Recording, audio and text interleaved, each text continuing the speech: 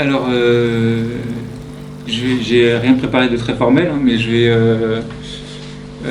essayer de vous raconter un peu ce qu'on a tenté en 2021 et puis peut-être un peu contextualiser comment est venue cette idée et dans quel cadre. Donc moi je fais partie d'un petit groupe de travail qui est actif au sein du syndicat de la montagne limousine, qui est une plateforme d'habitants qui existe formellement depuis 2019 et qui vise à réunir plusieurs dynamiques sur le territoire, dynamiques d'habitants qui sont intéressés à différentes questions qui touchent le territoire. Alors c'est très varié, ça va de la question de la forêt qui est très présente chez nous, notamment la question de la sylviculture industrielle et de ses impacts sur les sols et l'eau.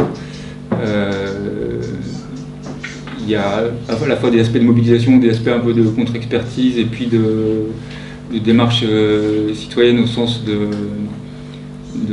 partir du point de vue des habitants et de comment ils sont impactés par les activités notamment économiques sur le territoire. Donc il y a un groupe qui travaille sur la forêt, il y a un groupe qui travaille sur l'eau, un groupe qui travaille sur les questions d'éducation, d'accès à l'éducation, un groupe sur la santé, un groupe sur les questions de mobilité sur le territoire, sachant qu'on est nous donc sur le territoire du plateau du parc, grosso modo du parc naturel régional de Mille-Vaches-en-Limousin, donc on est sur 3 départements, essentiellement des communes rurales de 50 à 500 habitants. Après il y a des villes un petit peu plus grosses, les villes portes du parc. Et on réunit des gens un peu de tout ce territoire-là, donc c'est relativement grand. On sort depuis peu maintenant un journal qu'on essaie de faire régulier, qui donne un petit peu des nouvelles de l'avancement des différents groupes de travail. Il y a un groupe qui est aussi très actif depuis plusieurs années, qui est autour des questions d'accueil des exilés sur le territoire, étant donné qu'il y a plusieurs structures d'accueil d'exilés. Et donc pas mal d'habitants qui sont mobilisés pour les accueillir, à la fois dans le cadre de leur présence légale dans les centres d'accueil, mais aussi une fois que les gens sont déboutés, qui se retrouvent sur le territoire, sur les questions d'accueil et d'accompagnement de ces personnes. Et donc on s'est lancé en 2019, donc c'était pas très longtemps avant le confinement. Du coup il y a eu un peu une espèce de phase de lancement de cette démarche-là qui a été un peu bridée par le confinement. Et une des choses qui nous a amené à penser cet événement autour de la Vienne, c'était comment on trouvait des manières à la fois d'aller à la rencontre des autres habitants autour d'une question centrale qui était l'eau, et en extérieur, et susciter des moments de rencontre qui permettaient de ne pas être dans des salles et de faire intervenir différents acteurs qui étaient liés à la question de l'eau. Le groupe eau, il préexistait à l'existence du syndicat. Il s'était créé, c'était un groupe informel d'habitants qui s'était créé autour de la question des régies d'eau municipales, et notamment du fait qu'elles étaient menacées, en tout cas, qu'il y avait un gros changement qui était en cours du fait de la réforme territoriale et du transfert de la compétence eau des communes vers les intercommunalités. Et que le territoire sur lequel on est était divisé dans le projet préfectoral entre plusieurs très grosses intercommunalités, et du coup faisait peser la menace du fait que la question de l'eau et de sa gestion soit tout d'un coup confisquée, on va dire, pas forcément privatisée dans un premier temps, mais en tout cas confisquée à l'échelle communale et à l'échelon auquel les habitants peuvent vraiment s'en saisir. Soit pour être privatisé, comme c'est le cas déjà dans certains endroits du territoire, soit dans des régies beaucoup plus grandes à l'échelle d'intercommunalités qui vont parfois jusqu'à 80 communes.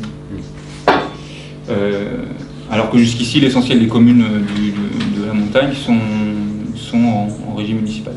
Donc il y avait un groupe de travail qui s'était constitué là-dessus pour à la fois enquêter un peu sur quelles étaient les différentes possibilités d'échapper à ça, ou en tout cas quelles étaient les conditions dans lesquelles ça allait se passer. Donc il y a eu informer aussi les habitants sur les enjeux de ce transfert. Et puis il y a eu un moratoire du coup qui a reporté ce transfert obligatoire de la compétence eau à 2026.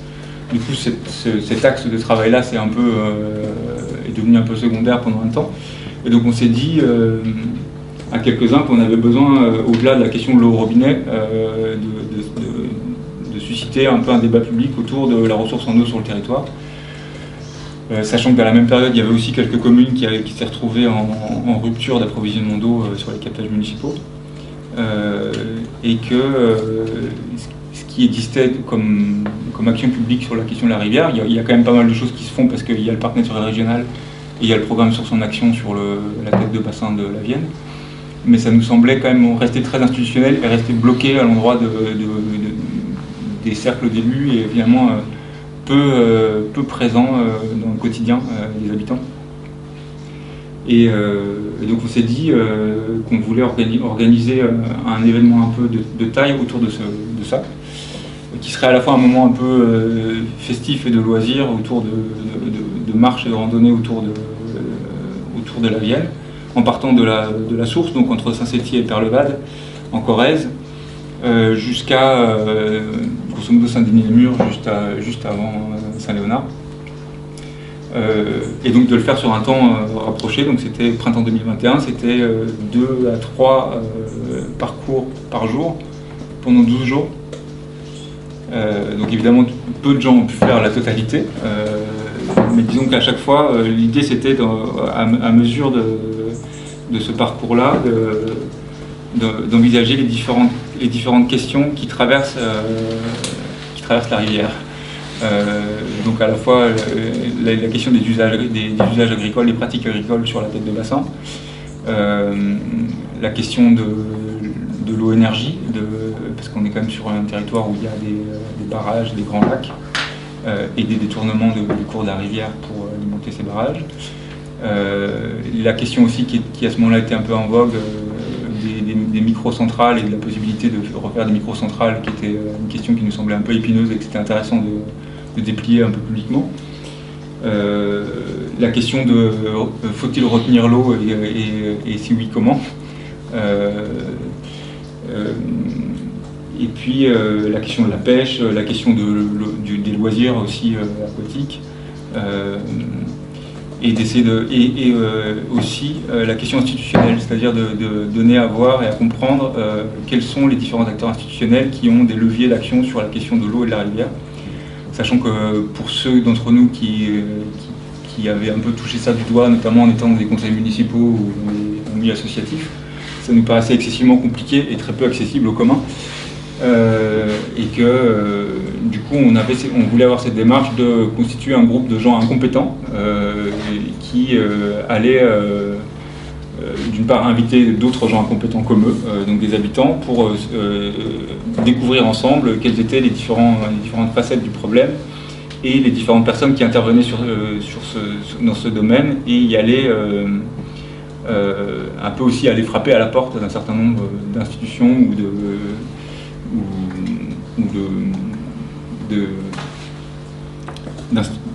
d'institutions qui interviennent sur le domaine de la rivière. Donc on a commencé. Vous avez tous reçu le tract de présentation qui avait été diffusé à l'époque. On avait fait 2500 exemplaires. Ça a été diffusé dans toutes les mairies du territoire et dans tous les événements publics qu'on a pu diffuser avant. On a eu en gros sur tous les événements qu'on a fait entre 20 et 100 personnes sur chaque événement qui sont venues. Donc on a, je pense, au total sur 12 jours, on a dû avoir 300-400 personnes qui sont passées à un moment ou à un autre. Et donc il y a quelques personnes d'entre nous qui s'étaient rendues disponibles pour ça, donc au moins 4 ou 5 personnes qui ont fait la totalité de ces événements et qui ont essayé d'en garder des traces, au moins sous forme de notes. L'idée était aussi on a beaucoup d'enregistrements dont on voulait faire quelque chose, mais qu'on a manqué de temps et de disponibilité pour vraiment exploiter.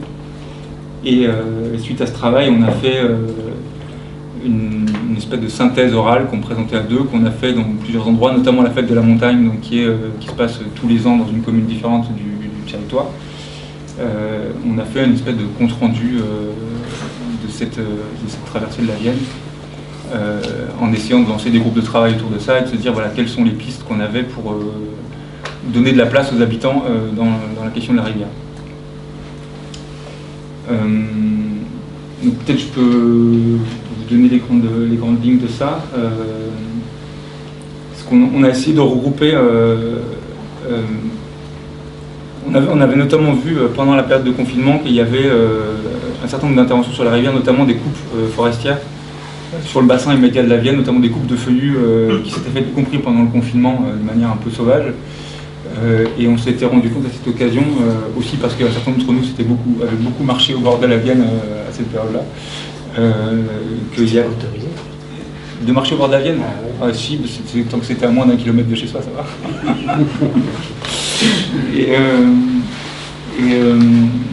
On s'était rendu compte qu'il y avait comme une forme de délaissement de la rivière sur ce tronçon-là, c'est-à-dire qu'il y a des endroits qui sont aménagés avec des parcours de randonnée, mais il y a beaucoup d'endroits qui sont aussi clairement à l'abandon, et finalement peu ou pas pratiqués. Donc des prés de fond qui sont pour la plupart à l'abandon quand même, qui repartent vraiment en couvert forestier. Beaucoup d'ouvrages aussi sur le parcours avec des moulins à intervalles très réguliers, donc qui montrent qu'il y avait un usage très fort et très dense de cette section-là de la Vienne jusqu'à une période patientielle, avec parfois 3 moulins sur un filet d'eau qui correspondait à 3 villages différents avec des droits d'eau différents, des biefs vraiment impressionnants qui existent encore, qui sont pour la plupart en ruine. Et on s'était dit, bon voilà, on voit que la rivière a eu une centralité dans la vie sociale du plateau de Mille Vaches pendant très longtemps, et que en l'espace de 2 générations, en fait, cet espace est en train petit à petit de se refermer, à part les quelques parcours qui sont entretenus soit par les pêcheurs, soit par les associations de randonneurs. On voit que la rivière est comme invisibilisée, c'est-à-dire qu'on peut aujourd'hui, quand on circule en voiture sur le plateau de Mille Vaches, on traverse la Vienne à un certain nombre de reprises, notamment quand on vient à Limoges, mais que tous les espaces qui sont entre les passages de route en fait sont quand même beaucoup en train de se refermer, et que la question de l'eau et de la rivière devient un peu invisible par quelques endroits qui sont patrimonialisés. Donc notre idée c'était de se dire, bon voilà, nous on va essayer quelques-uns de redescendre au bord de la Vienne et de voir, allez, c'était par tronçon, on aurait bien voulu faire un truc de 12 jours où on descend vraiment la Vienne jusqu'au bout, c'était pas tellement possible à ce moment-là. Et donc on a fait cette série d'invitations. Donc on a travaillé, on a contacté en amont des gens de l'association de pêche de Perlevad, Tarnac, Toivian, qui est la PPMA de ce secteur-là, les associations de randonnée de Perlevad, de Tarnac, des associations culturelles de Ned, la mairie, plusieurs mairies aussi, la mairie des Moutiers, de Ned, de Perlevad, de Jansiou, de Foix-la-Montagne. Et donc on a essayé chaque jour d'avoir des thématiques. Alors on a aussi travaillé on a invité le parc naturel régional pour qu'il nous parle des programmes institutionnels qui étaient en cours sur la reprise en main de la Vienne, en tout cas les travaux qui sont faits sur les questions de continuité écologique. On avait invité les gens de Sources et Rivières qui sont venus donc plutôt d'ici, qui nous initiaient à leur pratique de reconnaissance de rivières. On a fait venir aussi des pédologues pour nous parler de la question de la ressource en eau et de comment l'eau est naturellement stockée sur le plateau de Mille Vaches, étant donné que l'idée commune c'était qu'il n'y a pas de nappe phréatique sur la montagne puisqu'on est sur un plateau granitique. Et que voilà, on a découvert des choses qui étaient pas forcément sous le sens, qui tombaient pas forcément sous le sens, quoi. On avait travaillé avec Laurent Richard, qui était un pédologue auprès de la Chambre de la culture de la Creuse pendant longtemps, et qui a beaucoup travaillé sur comment l'eau est stockée sur le plateau de Mille Vaches, donc à la fois dans les tourbières et dans le tuf, dans le granit dégradé. On a travaillé avec les différents groupes de travail du syndicat aussi, ceux qui travaillent sur la forêt, donc pour vraiment spécifiquement sur l'impact des pratiques forestières sur la rivière en termes notamment la pratique des coupes rases et de dessouchage, et comment elle participe à ensabler le cours de la Vienne. Aussi quelles sont les pistes qu'on peut avoir en termes de restauration de continuité écologique. On a aussi travaillé sur l'aspect plus anthropologique avec les gens de l'Institut d'études occitanes qui ont fait tout un travail avec des anciens sur les usages de l'eau, notamment comment l'eau était utilisée dans le monde agricole limousin avant l'arrivée des tracteurs, avec les levades. Et donc on a pu voir, donc, au cours de ces balades, on faisait à la fois de la lecture paysagère et il y avait des intervenants à qui on demandait donc de dérouler un peu leur expérience et leur savoir dans le cours de cette balade-là, quoi. Donc pas sur un mode magistral, mais plutôt vraiment en termes, voilà, à mesure qu'on avançait dans le paysage, pouvoir nous déplier un peu leur savoir en regard de ce qu'on voyait sur le terrain.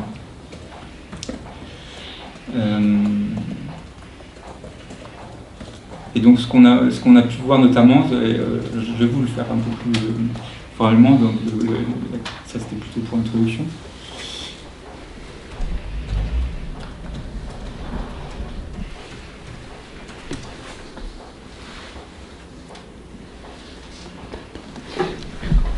Donc de ce qu'on a retiré un peu de ça. Donc on a appelé ça une enquête populaire. Alors enquête, ça paraît un peu évident, donc on a réuni tout un tas de gens qui nous partagent leur savoir. Donc on a voulu qu'il y ait à la fois des gens qui sont des sachants, des gens qui travaillent vraiment, dont c'est le métier de travailler sur la question de la rivière ou des continuités écologiques, ou de la forêt, ou de la faune et de la faune piscicole, mais aussi des gens qui ont un usage de la rivière, donc à la fois des pêcheurs amateurs, des agriculteurs, des bergers et des kayakistes. Donc avoir à chaque fois des éléments de récit, partager un peu ces différentes expériences de la rivière et aussi donc du coup les gens de l'Institut d'Occitane pour aussi nous donner à voir quels sont les usages qui sont pas disparus mais presque de la rivière à l'eau.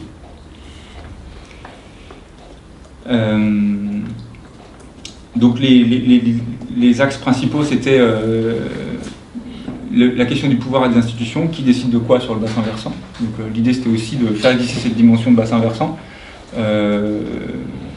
donc sur une toute petite échelle, hein, puisque là c'est vraiment la tête de bassin. On avait invité les gens de l'établissement public du bassin de la Vienne, pour avoir des données un peu chiffrées aussi sur les données quantitatives et des impacts du réchauffement climatique sur la tête des bassins. Et pour qu'ils nous éclairent sur les différents, sur le millefeuille administratif, les différentes institutions qui interviennent sur les questions de l'eau et des rivières.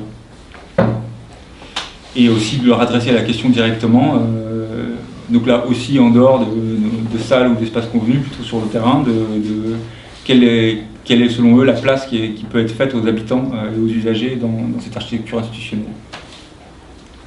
Donc ça c'est un peu le fil rouge, nous c'est un peu le cas dans beaucoup de choses qu'on fait au syndicat, c'est de toujours trouver, adresser chaque question sur quelle est la place et le pouvoir qui reste aux habitants pour intervenir sur ces questions.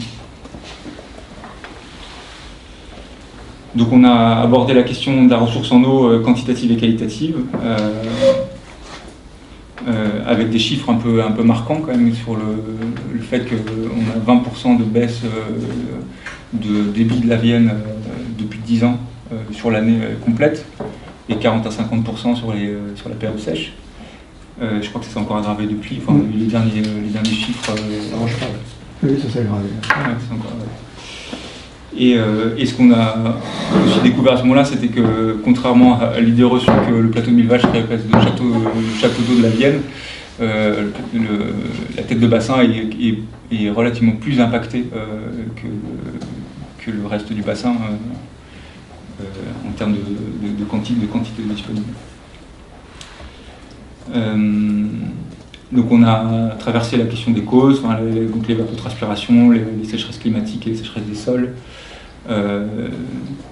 le problème des plans d'eau, bon ça je vous apprends, donc j'ai ça en tête. Et ce qu'on a essayé de voir, c'était notamment aussi le fait qu'il y avait cet acteur central, mais relativement invisible de la montagne limousine, qui est EDF, qui est quand même très impactant sur la tête de bassin, parce que en fait, tous les cours d'eau principaux, donc on a la Maulde, la Maulde, la Vienne et le Torillon, qui sont chacun qui sont chacun ponctionnés pour alimenter par un système relativement complexe pour alimenter les différents lacs de barrage qui alimentent en eau de course la turbine près de Paris-Château. Donc ce qu'on a fait, parce que c'était une question qui revenait un peu en serpent de mer depuis plusieurs années dans les discussions des habitants sur le plateau de Millevaches, qui était notamment autour de la question de l'ouverture des barrages à la concurrence, donc il doit intervenir en 2026. Il y avait un peu cette idée en l'air que voilà, qu'est-ce que ça voudrait dire une reprise d'un barrage par les habitants, c'est-à-dire au bénéfice du territoire, avec cette idée que voilà la ressource, il y a beaucoup de ressources sur le plateau de Millevaches, que ce soit la ressource forestière, une partie des ressources agricoles ou la ressource en eau, qui sont des ressources qui sont, on va dire, à l'export, qui finalement peu de retombées sur le territoire même. Et on se posait la question de qu'est-ce que ça voudrait dire une reprise en main par des habitants ou des communes d'un barrage. On se posait la question notamment pour le barrage de Folla-Montagne. Et donc cette question revenait régulièrement, mais vraiment sans qu'elle soit vraiment prise au sérieux. Et on s'est dit, bon voilà, c'est l'occasion d'aller confronter cette hypothèse aux gens qui pratiquent ce barrage quotidiennement. Et donc dans une des balades là, on a été frappé à la porte des bâtiments techniques du barrage de Faux. Et il se trouve qu'il y avait une équipe d'agents EDF qui étaient là à ce moment-là, qui nous ont ouvert les portes, et on a pu visiter avec une trentaine de personnes les installations. Et discuter avec eux de qu'est-ce qu'ils en pensaient eux de ça.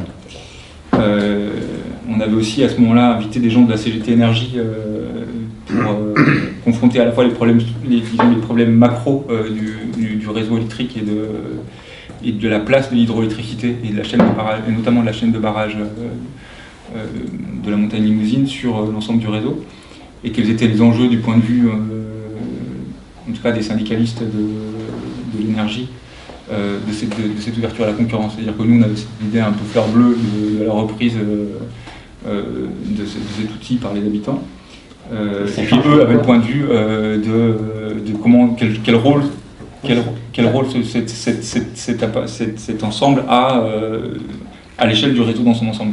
En fait, ce qu'on s'est rendu compte, c'est que la capacité hydroélectrique du plateau de Millevaches tel qu'elle existe aujourd'hui, elle est sous-exploitée.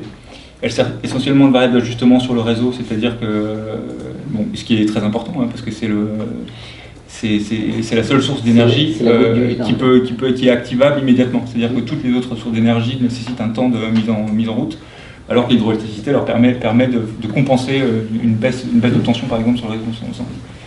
Donc ça permettait de pointer le fait qu'il y avait un vrai danger à l'ouverture à la concurrence, puisque en fait on allait fragmenter la chaîne de décision à l'endroit des différents barrages, par exemple, qui seraient privatisés.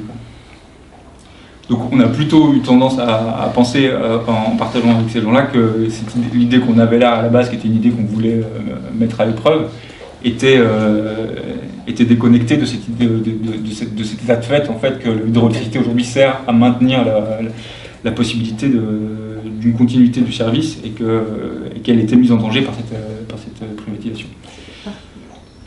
Par curiosité, est-ce que vous avez calculé la production d'électricité sur ce barrage, ce que ça représente en termes de consommation locale? Par rapport à la consommation, on l'a fait. Imaginons par exemple que ce serait consommé localement. Faire un territoire autonome. Mais ce qu'il y a, c'est qu'on n'avait pas accès aux chiffres exacts de production de chaque unité. Ça, c'est des choses qu'on aurait voulu faire dans la prolongation qu'on n'a pas pu faire. En tout cas, ce qu'on a comme idée générale, c'est que le territoire est très, très largement excédentaire en production d'électricité. Mais bien sûr, c'est pas rapporté à la consommation locale.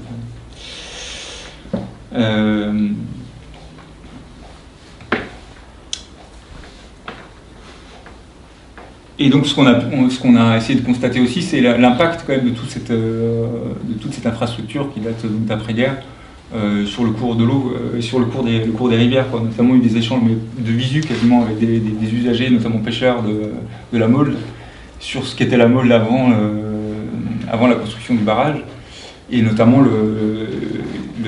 la vie de la Maulde, c'est-à-dire la façon dont elle pouvait s'épandre régulièrement, et comment comment chaque période d'inondation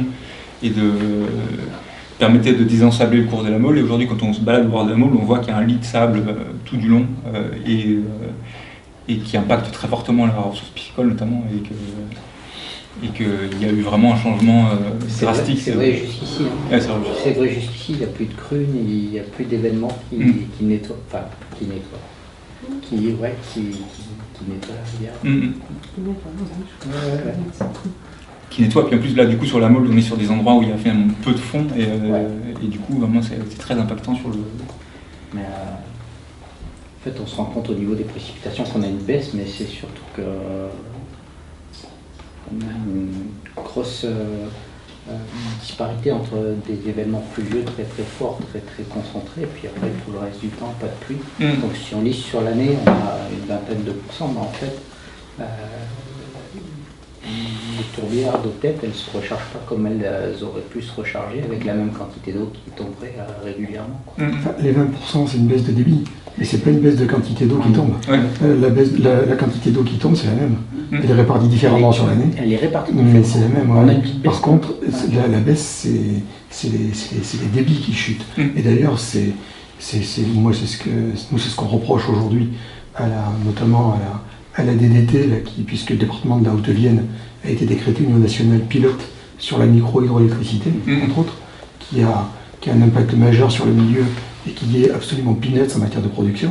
Mais pour valoriser ça, ils prennent des chiffres d'il y a 10 ans, et aujourd'hui, mis à part, comme vous le dites, des rivières qui artificiellement ont leur niveau maintenu sur les autres cours d'eau, promouvoir la micro-hydroélectricité à flux courant, c'est quasiment malhonnête, parce qu'il y a une telle baisse de niveau, notamment en période d'étiage, automatiquement ça se ressent sur la capacité à produire. Donc c'est vrai qu'il y a une grosse nuance entre, comme vous le disiez, la chaîne des barrages, qui ont un vrai impact en matière de production, un vrai impact positif, et puis toute la chaîne de micro-hydro qui avec 1500, 1700 équipements, produit 0,1% de l'électricité. Donc c'est vrai qu'il y a tout un... C'est assez intéressant ce que vous avez entrepris là sur le travail sur les barrages. En tout cas, c'était intéressant parce que ça a un peu bouleversé plein d'idées reçues que les gens pouvaient avoir par rapport à ça, sur l'hypothèse même que l'hydroélectricité serait un vecteur d'autonomie territoriale, par exemple. Ça venait de battre en brèche un peu cette idée, pas forcément pour l'annuler, mais en tout cas pour vraiment la... Donc ça a donné lieu à un débat très très houleux, parce qu'on a fait une portion de parcours autour des Moutiers, justement, parce qu'il y a la centrale de Charnaïa, qui est donc juste en amont des Moutiers, qui est une centrale qui était à l'origine en régime municipal, qui servait notamment à alimenter le tram qui faisait Limoges-Lac de Vassivière, et qui a été nationalisé, je ne sais plus en quelle année, maintenant j'ai plus les chiffres, j'ai plus les dates en tête, qui avait été nationalisé, puis reprivatisé, et qui aujourd'hui appartient à un privé, c'est son hobby, il pilote cette microcentrale.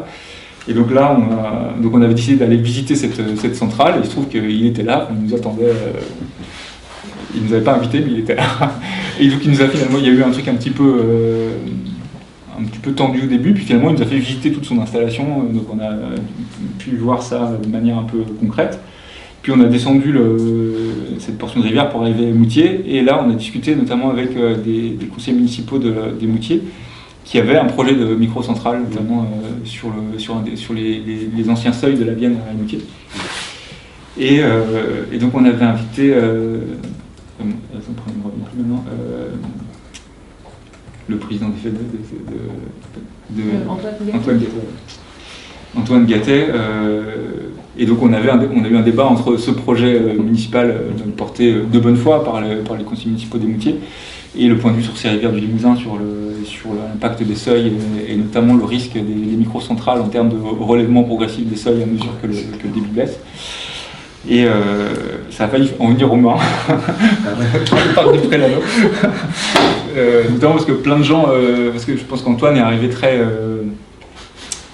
d'une manière pas très diplomatique, je pense, d'un point de vue un peu, il avait c'est un juriste. Hein. Voilà, il avait un petit aspect technocratique, je pense, à la manière d'aborder le problème, et qu'un certain nombre d'habitants ont pris ça un petit peu à vif. Mais bon, finalement, c'était très intéressant. Enfin, j'espère toujours exploiter cette bande son. Il y avait là, pour le coup, il y avait bien une cinquantaine de personnes dans le parc du Pré-Lano avec pour ces discussions-là. 25 pour, 25 contre. Il y avait beaucoup de gens qui ne savaient plus trop quoi penser à la fin. À l'origine, on avait voulu inviter les gens de Negawatt qui notamment sont très actifs à promouvoir cette idée de microcentrale.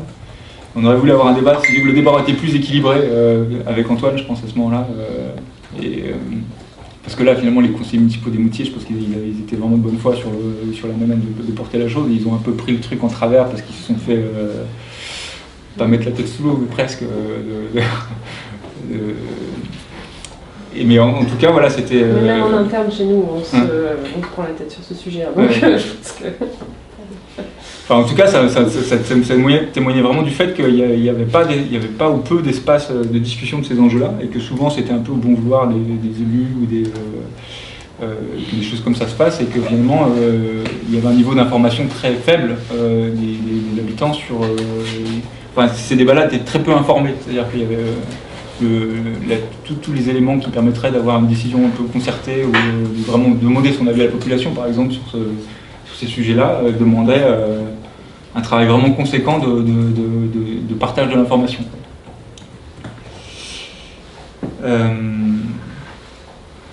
Voilà, même chose sur la question des étangs, finalement, qui est aussi une question qui fait des frictions fortes, quoi, parce que c'est entre le rapport que chacun peut avoir à son plan d'eau et la question de son impact général sur le bassin versant.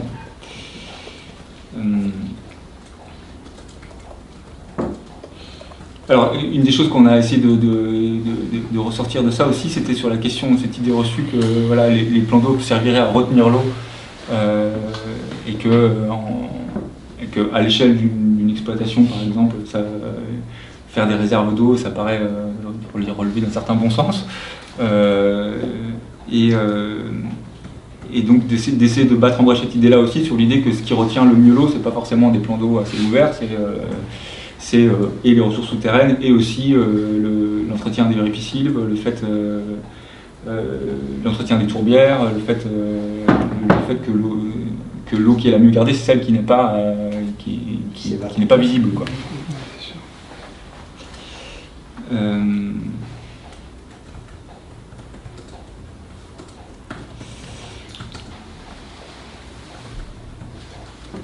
Alors, un autre des aspects un peu forts qu'on a retenu de ça et qu'on aimerait bien pouvoir continuer à faire vivre, c'est justement cette vision de l'évolution très brutale et rapide en l'espace de 2 générations des usages de l'eau et de la présence de l'eau dans la vie sociale sur la montagne. Avec cette chose qui est très visible dès qu'on fait justement des repérages de terrain, qui est la grande présence des ouvrages, mais alors pas seulement des ouvrages type moulin ou bief, mais aussi de tous les réseaux hydrographiques qui étaient très travaillés à l'échelle de chaque exploitation, de chaque village, qui dessinaient vraiment le territoire. Donc on a pu faire le tour de plusieurs exploitations agricoles où l'ensemble de ces ouvrages sont encore visibles. Qui permettait de rendre disponible la ressource en eau sur l'ensemble des parcelles d'une exploitation et notamment d'avoir un usage par rapport à la production d'herbes, donc un usage très, très conséquent. Enfin, une formule qui revenait beaucoup, c'est l'eau qui fait l'herbe. Il y a tout un système de levage sur la montagne limousine, donc les levages, c'est une espèce de rigoles qui sont souvent à mi-pente, et qui dérivaient l'eau des sources pour les faire circuler sur l'ensemble de l'exploitation. Et ensuite, il y avait un ensemble de sous-rigoles qui permettaient d'irriguer les prés de fond. Alors non pas pour les irriguer pour alimenter l'herbe en eau, mais pour couper les effets des gelées précoces sur la pousse du foin et donc être en capacité de pouvoir récolter l'herbe.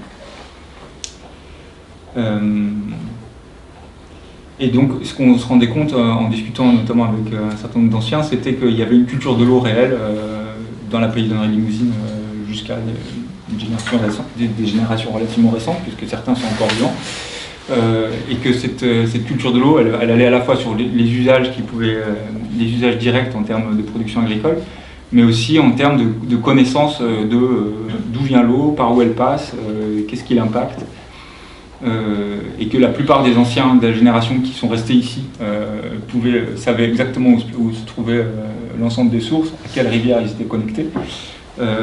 Mais que la plupart des gens qui sont revenus ou qui sont arrivés depuis n'ont aucune connaissance de ce réseau hydrographique. Ce qui va même jusqu'à poser problème parce que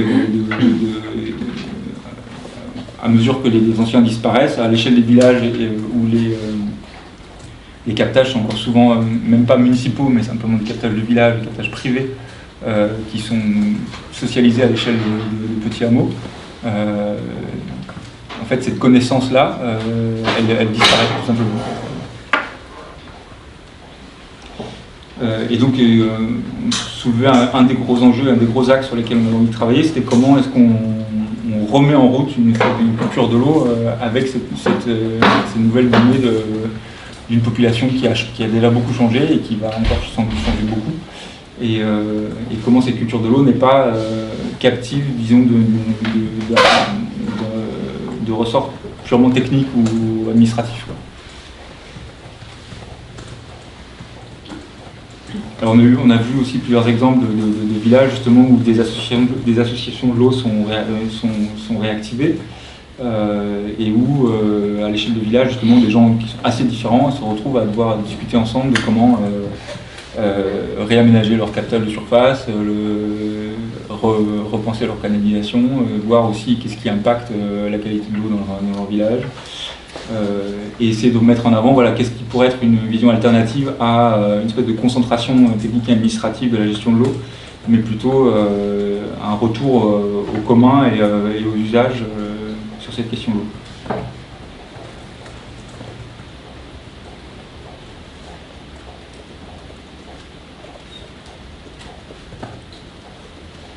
Et alors les pistes qu'on a essayé de ressortir de ça, c'était repartir de notre constat de base qui était un peu le problème de la peur du manque d'eau, donc qui est suite à cette série de sécheresses au terme duquel, alors c'était marrant parce qu'on venait de vivre trois étés de sécheresse vraiment rudes, et puis le moment où on a fait ça, par contre il y avait beaucoup plus. Mais on sentait que notamment la sensibilité des habitants à cette question-là était très fonction de la période climatique qui précédait immédiatement le moment de la discussion, et puis que finalement des années comme cette année où il pleut beaucoup, finalement on y pense un peu moins. Et donc d'essayer de se dire qu'il y avait vraiment un travail à faire de remettre la question de l'eau sur la place publique, qu'elle devienne une question commune. Et sortir de l'effet de sidération aussi, quand on a une sécheresse de 5 à 6 mois, là tout le monde se pose la question et puis plus du tout. Donc sortir de l'effet de sidération et plutôt travailler à regarder la question en face et d'essayer de voir comment on pouvait faire ressortir des leviers d'action. Les pistes qu'on avait, c'était d'essayer de créer des groupes de veille locaux appuyés sur ce qui est existant, c'est-à-dire les associations de pêche, les associations de randonnée, en essayant peut-être de populariser un peu plus aussi les pratiques de reconnaissance de cours d'eau qui sont pratiquées sur ces rivières. Donc, dans les balades de reconnaissance de cours d'eau, ils font des différents relevés à la fois topographiques, de pouvoir resituer les cours d'eau mineurs, et des prélèvements d'eau aussi de conductivité pour voir les éventuelles sources de pollution. Donc s'appuyer sur des groupes de veille locaux qui s'appuient eux-mêmes sur ce qui est existant, c'est-à-dire des différentes associations locales, et avoir des temps forts un peu réguliers dans l'année pour soit faire intervenir des spécialistes, des pédologues, des gens qui travaillent sur les questions de continuité écologique, des gens qui travaillent sur les questions de ressources piscicoles. On avait notamment une intervention très intéressante avec un des animateurs de la Maison de la Pêche de la Corrèze qui avait travaillé sur l'Atlas piscicole du Limousin, donc Sébastien Versailles-Genelot, avec qui on a rediscuté depuis justement sur l'idée de faire des espèces de petits modules de formation à destination des habitants pour alimenter ces groupes de veille locaux, justement, qu'il y a une espèce de culture commune qui puisse se faire, un peu sur le modèle aussi, la FNE fait un peu ça, sur les questions plus généralistes, sur les questions de sentinelles. Oui, les petits webinaires. Voilà. Mais là, c'était l'idée justement d'essayer de faire ça à l'échelle micro-locale, c'est-à-dire que essayer de faire en sorte que dans chaque commune, il y ait un petit groupe qui travaille sur les questions d'eau. Et donc à terme, suite à ce travail-là de s'est constitué un maillage, de pouvoir intervenir en tant qu'habitant dans les enquêtes publiques et dans les... parce qu'il se trouve que juste après cette enquête populaire là sur la tête de bassin, il y avait alors que je vais pas retrouver l'appellation,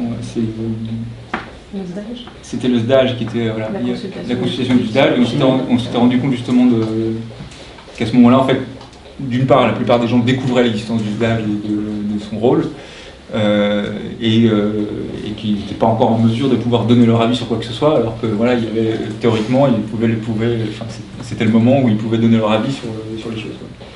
Et donc il y avait du coup tout un travail à faire en amont qui nous semblait être pas du ressort de l'institution ou de l'administration, mais plutôt de dynamique populaire, d'habitants, de se mettre en capacité de pouvoir intervenir et de faire valoir leur propre savoir ou leur propre rapport à la question de la rivière. Il y avait aussi l'autre échéance qui est cette question du renouvellement des concessions hydroélectriques et du coup de faire exister cette question dans les débats publics. Le souci, c'est que même quand on va au-devant des gens, on n'arrive pas à mobiliser. C'est-à-dire que au niveau du SABV, donc on a un bus pédagogique dédié à l'eau et en plus des invitations faites pour sensibiliser les citoyens lorsqu'il y a des enquêtes publiques.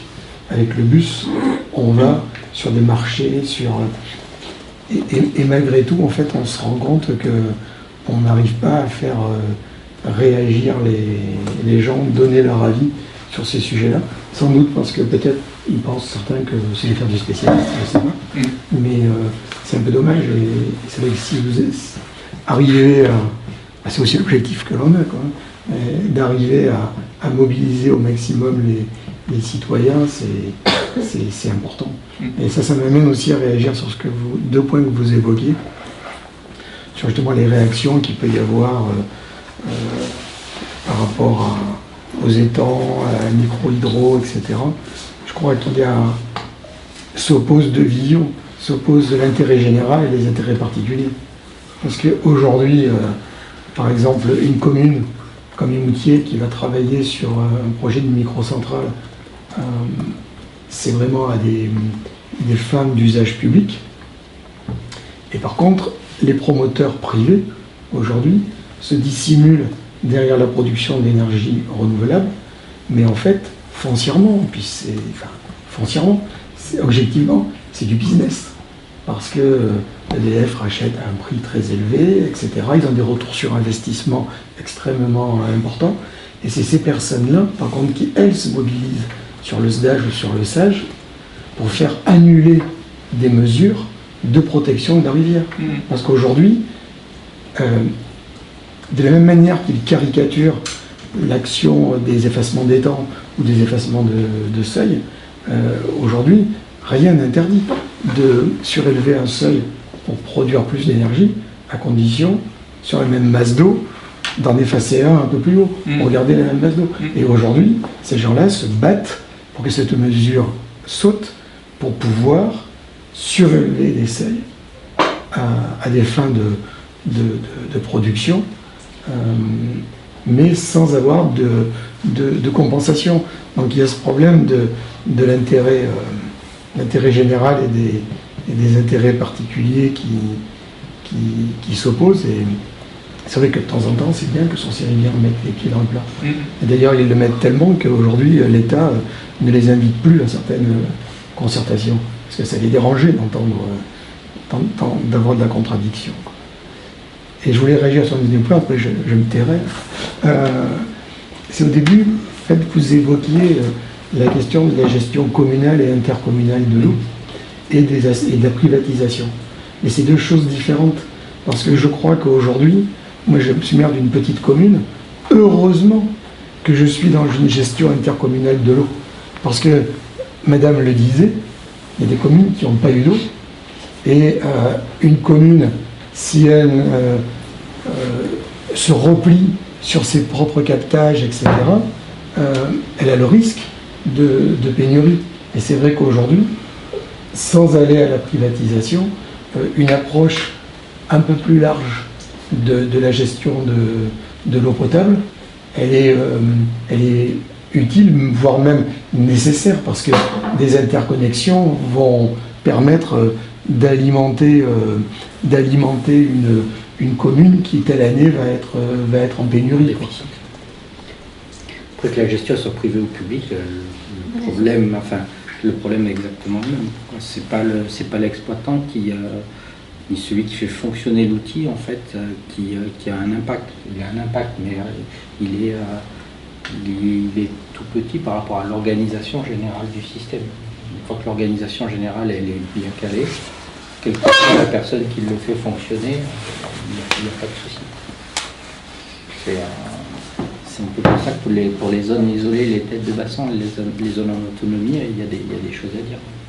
Les problèmes qui ont été aussi l'année dernière, il s'est avéré que il y avait un problème d'entretien, puisque en fait 50% de la consommation sur la commune de Saint-Laurent-les-Églises était due à des fuites. Donc elle a dû réparer d'abord la mer. Et l'autre question qui se pose, effectivement, il y a une gestion intercommunale, mais il y a certains élus, dont la maire d'Ambazac, qui voudraient se défaire de cette gestion intercommunale parce que c'est une délégation privée. Et elle est en train d'étudier, de s'unir à d'autres communes pour créer un syndicat, parce que pour pouvoir le faire, il faut qu'elle le fasse avant 2026, pour reprendre de la gestion, retrouver de la gestion en régie. Oui, mais c'est ça. C'est bien. C'est pas une question d'autonomie de la commune c'est une question. Est-ce que c'est une gestion publique, est-ce que c'est une gestion privée? Mais ça, c'est un autre débat. Moi, je ne rentrerai pas dans celui-là personnellement ce soir. Mais ce que je voulais dire, c'est que effectivement, on est bien d'accord. Après, ça peut être concédé ou affermé des sociétés privées. Ça, c'est autre chose. Mais l'approche intercommunale, aujourd'hui, elle s'avère nécessaire pour sécuriser l'alimentation, quoi. Mais bien sûr, aujourd'hui, il y a entre 20 et 40% d'eau qui part dans les fuites, quoi, dans les réseaux d'eau potable. Donc, voilà. Oui, sur la gestion en régie, Limoges, ça a toujours été en régie. Il y a des villes comme Bordeaux qui sont récemment repassées à de la régie municipale. Là, c'est quelque chose qui a un sens, de rester en régie municipale. Ne serait-ce que financièrement pour la collectivité. Et puis c'est vrai que l'eau, c'est un peu un truc, c'est un peu viscéral, quoi. On a besoin d'avoir un peu la main sur cette ressource-là. Et aujourd'hui, à Haute-Vienne, justement, le département porte un travail de réflexion sur l'eau potable à l'échelle du département, pas pour squeezer les territoires locaux, mais parce que au fur et à mesure que la pénurie s'accentue, on se rend compte que la mutualisation est nécessaire, y compris par rapport au réseau d'eau. Et pas plus tard que cet après-midi, il y a un débat sur la DETR sur le préfet évoquant la nécessité d'aller soutenir la réhabilitation des réseaux d'eau potable pour justement éviter fuites qui génèrent des déficits d'alimentation énormes et des coûts gigantesques. Il faut bien comprendre qu'on est dans un département qui a beaucoup d'eau par rapport à des zones comme Perpignan où ils sont vraiment dans une misère pas possible. Chez nous, on a encore des ressources en eau qui nous permettent de mener des réflexions sur de la mutualisation. Il y a des zones où c'est même pas la peine d'en parler. J'ai une grande question pour vous. So, vous avez évoqué plein de choses vraiment intéressantes. Et, c'est ma réflexion, il y a dans beaucoup de contextes, l'eau peut être un sujet qui divise les gens. Peut-être ça peut être un sujet qui est vraiment, conflictuel. La question c'est comment faire en sorte que l'eau soit plutôt quelque chose fédérateur, pour alimenter une politique locale forte, autonomie, parce que l'eau, il y a le potentiel, l'eau comme un sujet fédérateur vraiment, mais on se trouve souvent, si on regarde les représentations dans les médias nationaux, c'est la guerre de l'eau, la crise d'eau et tout ça qui va diviser des gens. Mais il me semble que votre projet, c'est vraiment dans une autre démarche, une démarche plutôt avec la politique à la base pour agrandir le pouvoir des locaux. Et ça c'est vraiment intéressant.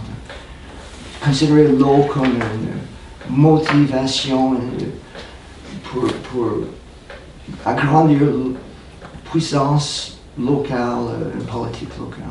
Enfin, moi j'étais élu municipal à ce moment-là et disons que ce transfert de compétences était pris dans le pack de la réforme territoriale à l'époque qui était fait un peu à la hussarde, c'est-à-dire qu'en l'espace de 6 mois, la plupart des élus locaux qui n'y connaissaient rien se sont retrouvés à devoir décider si oui ou non ils allaient rejoindre telle ou telle intercommunalité, et puis ensuite il y avait le pacte qui venait avec, notamment le transfert de la compétence eau, et que non seulement les élus locaux n'y connaissaient rien, mais du coup étaient en conseil d'intercommunalité, on leur demandait de voter sur des choses qu'ils avaient à peine le temps de comprendre, et ensuite les habitants, eux, avaient vraiment zéro information sur les impacts possibles ou imaginables d'une telle mesure. Et donc la motivation du groupe O, c'était essentiellement informer ce débat-là et voir justement essayer de déplier quelles étaient les différentes possibilités qui étaient offertes. C'est-à-dire que nous, on était par exemple, moi j'habite en Nord-Corrèze, du coup à l'époque dans le plan de réforme territoriale, on devait rejoindre la Haute-Corrèze Communauté, qui est donc la communauté de communes du Sel, avec plus de 80 communes, et dans lequel il y avait une possibilité qui était un peu spécifique. Alors, chaque territoire, je pense, a des possibilités spécifiques, mais il y a l'existence historique du syndicat de la Diège, qui est un syndicat d'électrification à la base, et qui a une compétence technique assez forte, et qui est un syndicat mixte, c'est-à-dire les communes sont membres de ce syndicat. Et donc il était envisagé qu'éventuellement le syndicat de la Diège prenne soit le support technique de la compétence eau prise par la communauté de communes. Après, dans d'autres endroits, c'était plutôt de la privatisation. Et là, ce qu'on a plutôt essayé de voir, c'était qu'est-ce qui pouvait être cohérent de proposer, au-delà de ces séparations administratives-là.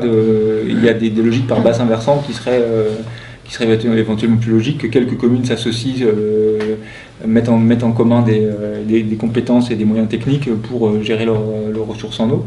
Et que c'était pas forcément à l'échelle départementale que c'était le plus cohérent de penser ces choses-là. Et là, je sais que pour l'instant, nous on avait bataillé notamment pour que les intercommunalités soient plus petites, c'est-à-dire qu'il y ait d'intercommunalités.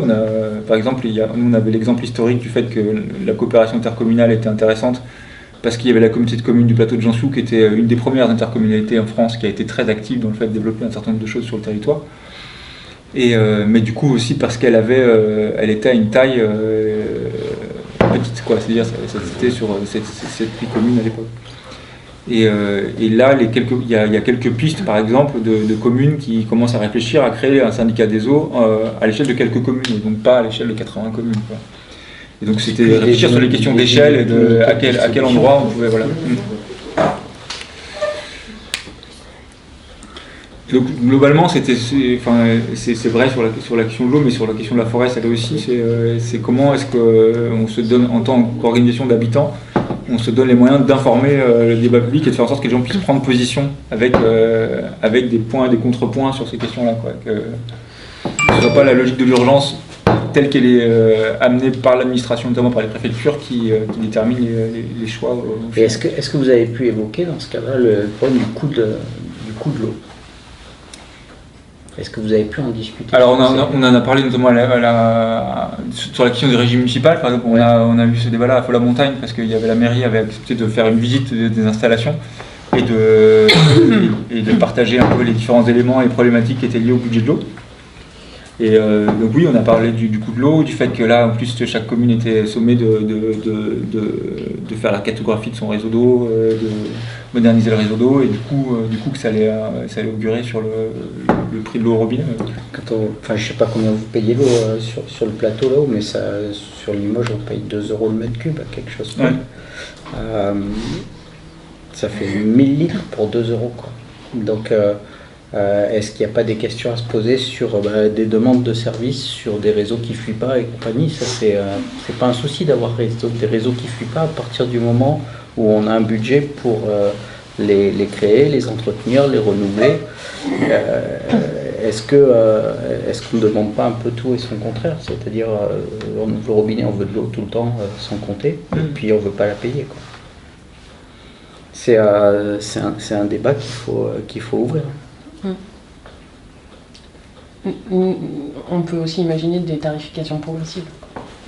C'est exactement ce qu'il faut faire. En fait, c'est pour gérer les consommations, c'est partir sur une base pas chère pour les usages premiers, et puis avoir des prix qui augmentent sur des consommations qui augmentent au-delà du raisonnable. Oui, ça peut être une solution qui est juste, quoi. Mais il n'empêche que 2 € pour un mètre cube d'eau, c'est pas cher quand on imagine qu'il faut aller la chercher avec un seau au fond du pré, quoi.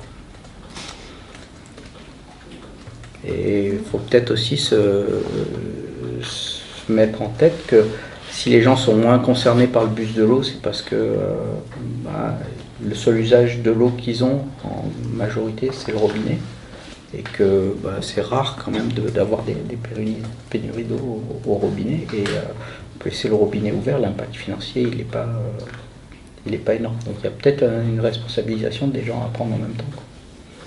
C'est pas si facile que ça, quoi. Quand tout à l'heure vous avez dit travailler sur la culture de l'eau, c'était juste après avoir décrit des prés de fond, les rigoles. Et donc c'est vrai que je me souviens de promenades dans des exploitations agricoles, d'ailleurs ça s'appelait des fermes à l'époque, où il y avait ces ruisseaux qui étaient aménagés, qui serpentaient dans le champ, et bon, je ne savais pas à quoi ça servait, mais ça me fait vraiment penser à ça. Et du coup, j'ai entendu le mot culture comme culture agricole, c'est-à-dire on en prend soin, on a vraiment un travail de l'eau. Et ça déjà, je ne sais pas si ça existe, mais surtout, qu'est-ce que vous metteriez derrière, quelle définition de la culture de l'eau, d'après toute cette expérience que vous avez eue avec la fête de l'eau? Définition, nous c'était essentiellement ça, c'était faire en sorte que la question de l'eau revienne dans les préoccupations quotidiennes, quoi. C'est-à-dire et pas seulement dans les moments de crise, quoi. Que du coup il y ait régulièrement, voilà, je sais que chez nous il y a, alors c'est beaucoup les gens qui ont le temps, beaucoup des retraités et tout ça, mais il y a dans les associations de pêche ou les associations de randonnée, des gens qui vont entretenir les chemins de randonnée, mais du coup, que ce type d'activité-là soit centré aussi autour de la question de comment on préserve ce bien commun. Et l'idée, c'était d'arriver petit à petit à faire que chaque tronçon du bassin versant, finalement, que par exemple, un village soit responsable de son tronçon d'affluent de la Vienne, quoi. En disant que chaque année, il y a un petit... au moins une fois par an, une descente de ce tronçon de la Vienne-là pour voir dans quel état il est, voir ce qui serait éventuellement, ce qui y aurait éventuellement à faire, questionner les usages entre voilà, l'exploitation forestière, la ferme d'élevage à côté, et que ce soit pas uniquement voilà, les deux techniciens GEMAPI de la communauté de communes qui ont un territoire complètement invraisemblable à couvrir, qui viennent une fois de temps en temps plutôt solliciter les éleveurs ou les usagers de l'eau pour leur dire il faudrait faire ci, il faudrait faire ça, mais qu'il y ait quelque chose d'une culture où on se dit ensemble en fait pour si on veut préserver ce bien commun qui est cette eau qui circule sur le territoire qu'on habite ensemble, eh ben, qu'est-ce qu'on a à faire ensemble pour que ça se passe au mieux, quoi. C'était un peu ça l'idée, c'était d'avoir une espèce de micro-politique de l'eau sur le territoire, quoi. Est-ce que ça n'a pas été quelque chose qui a été délaissé, ça? Est-ce que ça se faisait pas par les paysans? Il me semble, et moi, il me semble aussi, mais je peux me tromper, que les paysans désensablaient les rivières. Peut-être que je me trompe. Sûrement. Désensabler, je sais pas, mais...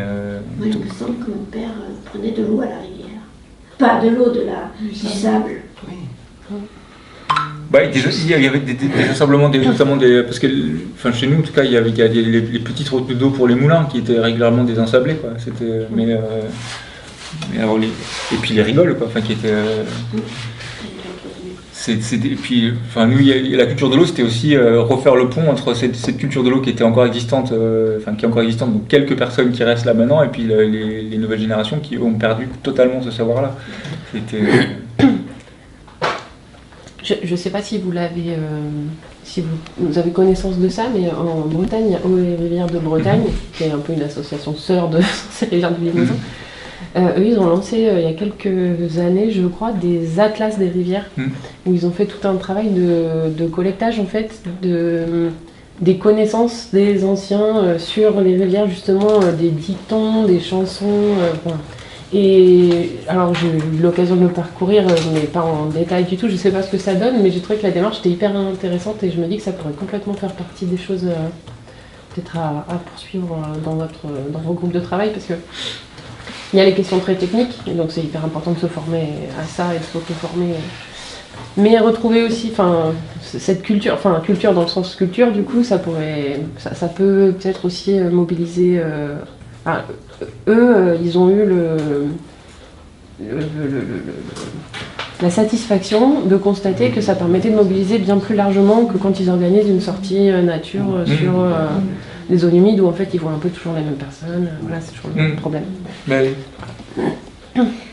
L'Institut d'études Occitanes avait fait un petit livret justement aussi là-dessus. J'imagine que du coup c'est un peu ce... En allant plutôt, c'était une démarche d'enquête là, plutôt vraiment de collecte. Ouais.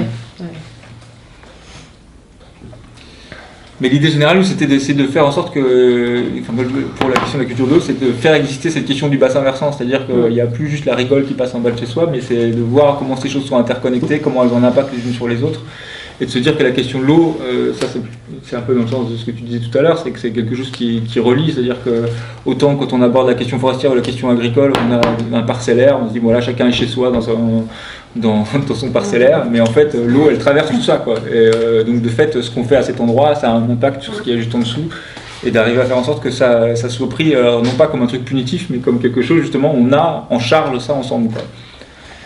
C'est un peu ça qu'il s'agissait de mettre en œuvre. Et est-ce que l'objectif de ça, c'est le bien-être de l'homme, ou est-ce que c'est une motivation environnementale, en fait? Justement, l'idée, c'était de ne pas distinguer les deux. Par exemple, nous, on avait pris un exemple, on s'était pris comme cobaye sur la ferme où j'habite. Il y a un plan d'eau qui a été fait dans les années 60, qui n'a aucun usage particulier, à part éventuellement de faire réserve d'eau en cas d'incendie. C'était surtout un étang d'agrément. Et ça fait des années que la police de l'eau nous interpellait sur le fait qu'il fallait mettre aux normes ce plan d'eau. Et puis on a toujours fait un peu traîner la chose en disant bon, ils sont bien gentils, la police de l'eau, une police de plus, ça va. Donc on s'est dit, voilà, c'est l'occasion ou jamais, là on a ce temps de débat public là, on va inviter tout un tas de gens. Donc il y avait des gens de Sources-et-Rivières, il y avait des gens du GMHL, du groupement monologique herpétologique du Limousin, il y avait donc Sébastien là, de la Maison de la Pêche, il y avait Hervé Covès qui était un ancien agronome de la Chambre d'agriculture de la Corrèze qui travaille notamment sur les arbres, les mycorhizes et sur les continuités écologiques. Et puis les paysans qui avaient usage de ça, et essayer de confronter les différents points de vue, quoi. C'est-à-dire, voilà, on fait faire une espèce de dispute autour de l'étang en se disant quels sont les différents points de vue et qu'est-ce qu'on en fait, quoi. Qu'est-ce qui est intéressant, censé de faire, depuis quel point de vue, voilà. En essayant d'avoir cette démarche-là, c'était une espèce d'assemblée par plan d'eau, quoi, quasiment. C'est-à-dire, et qu'en fait, finalement, il n'y a peut-être pas une règle générale à appliquer à tous les plans d'eau, mais que chaque situation est un peu spécifique et que c'est l'occasion d'un partage de connaissances et d'éventuellement de construire une décision ensemble, quoi. Et il y a une conclusion. Et finalement, ouais. Et la conclusion, c'était plutôt qu'on s'était dit que c'était bien de l'effacer, mais pas forcément de le faire de manière brutale et de payer des milliers des cents pour le faire, pour détruire l'ouvrage, mais plutôt de l'assécher progressivement et de faire des mares pour autant pour que quand même la faune qui s'était adaptée au fait qu'il y a un étang à cet endroit-là trouve quand même des espaces de repli et que petit à petit la rivière reprenne son cours, mais sans faire venir un tractopelle au milieu de la tourbière, quoi. C'est ça la conclusion. Et donc chaque année, maintenant, on enlève un bout de la bonde et on laisse descendre et on laisse repousser la végétation et ainsi de suite, quoi. C'est trop. Ouais. Et dans la question de la culture de l'eau, est-ce que vous avez interpellé les habitants sur leur propre usage ou leur propre installation, puisque une des problématiques importantes aussi, surtout au niveau des pollutions, c'est les installations individuelles qui sont toutes pourries ou qui sont pas aux normes. Et bien souvent, les installations de quoi ? Les installations individuelles d'eau usée des maisons. Ah oui. Et de retraitement des eaux des communes et qui débordent dans les rivières ou juste qui n'ont jamais été mises aux normes parce que c'est des habitations anciennes, etc. Parce que je pense que beaucoup de monde ignore que lui-même il est générateur de pollution, même sans le savoir, juste parce que son installation est nulle et que les eaux pluviales et les eaux usées sont mélangées, etc. Et que ça sature les centrales de traitement qui débordent, etc. Et je pense que, individuellement, on a tous un impact assez fort en fait qu'on ignore. Et dans ce truc d'interconnexion, je pense qu'on a tous individuellement vraiment des questions à se poser et regarder et même savoir comment est faite sa propre installation. Dans les temps qu'il y avait là, il y avait un temps qui était animé par des personnes de Osmose, qui est une association qui est sur le territoire, qui travaille sur les phytoépurations, et notamment des phytoépurations collectives. Et du coup, tout l'atelier était autour de ça, c'est sur les impacts des pollutions domestiques et comment on pouvait intervenir sur ces questions-là avec Et alors, après, il y a des choses qui sont ressorties, des choses un peu marrantes, marrantes, pas vraiment marrantes, mais l'impact, par exemple, de la caféine sur les cours d'eau et la population piscicole, le fait que tout le monde mette son marc de café dans l'évier, ça a un impact... Ça énerve les poissons. C'était une des questions. Là, c'était vraiment... on ouvrait la boîte, quoi, donc c'est un peu la boîte de Pandore. L'idée, c'était qu'après, on arrive à resserrer sur un certain nombre d'axes qui pourraient nourrir des leviers d'action et pas juste faire de l'animation, quoi.